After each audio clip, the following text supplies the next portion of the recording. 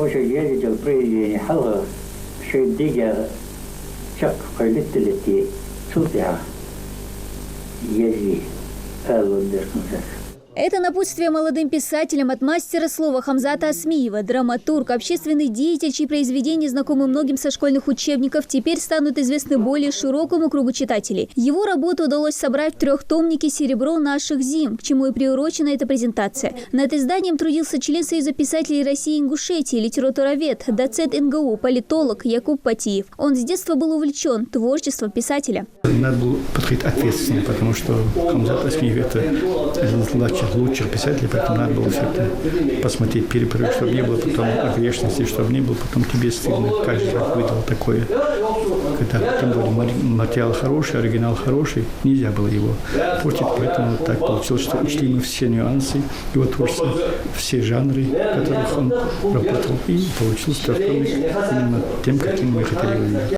Биографией и воспоминаниями о Хамзате Асмиеве с удовольствием делились его родные и близкие, присутствующие на встрече. Среди них и дочь Лида Бекова. Выход сборников она ждала с нетерпением, ведь многие из произведений при жизни писателя редко издавались одним сборником. Слушая рассказы об отце, невольно наворачивались слезы. Для народа он тот, кто внес большой вклад в его литературную сокровищницу, а для нее отец – терпеливый, добрый, заботливый. Он никогда не повышал голос, и даже если говорил о строгих и делал замечания, у него это выходило очень степенно, спокойно, уравновешенно.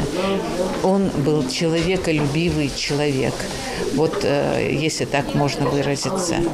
Гостеприимный, что моя мама, что папа были рады любому гостю. Простые по стилю, легкие по восприятию стихи, рассказы и очерки Хамзата Асмиева раскрывают самые лучшие черты характера, присущие человеку. Потому и множество его трудов включены в школьную программу. Одно из значительных и серьезных произведений Асмиева – рассказ «Фадиман» Зов Дусхан.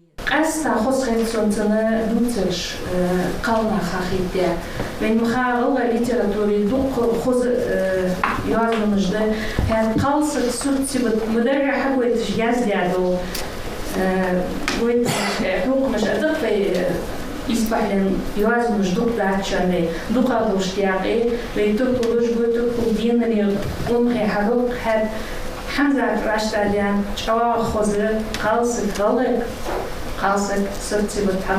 Литературное творчество Хамзата Асмиева началось еще в 1927 году, когда в рукописном журнале Ингушского педагогического техникума «Красные ростки», а потом и в газете «Сердало» стали появляться его рассказы и очерки. «7 дней борьбы», «За власть советов» и «От тьмы к свету». Переводились его работы на казахский, осетинский, финский, русский и другие языки. Когда великая река притоков малых не имела, она бы тотчас обмелела и высохла наверняка. Когда бы, торопя года, за стариковской бороздою не шло бы время молодое, но нет, сошла бы борозда. Вот переводчик сказал следующее, вернее, написал в предисловии сборника стихов, что только за одно это четверостишье этого поэта надо было назвать великим. Произведения, где есть место героизму, добру и справедливости в жизни обычных людей, трогают сердца не только соотечественников. Это будет интересно и подрастающему поколению, уверены гости. Потому что там истинно подлинно ингушские стихи, подлинно ингушское творчество. И, во-вторых, чистый, красивый, яркий ингушский язык. Проблема сейчас, язык не все знает, не все могут изъясняться. Кто хочет учить язык ингушский, то должен читать Хамзата Асмиева. Вот в этом значимость его творчества. Умер Хамзат Асмиев 12 января 1981 года. До самой своей кончины он находился в расцвете творческих сил. Много времени он отдал и работе по сбору публикаций ингушского фольклора. Переводил на родной язык произведения русских классиков. Его биография – пример каждому. А его произведение – одно из бесценных наследий ингушского народа.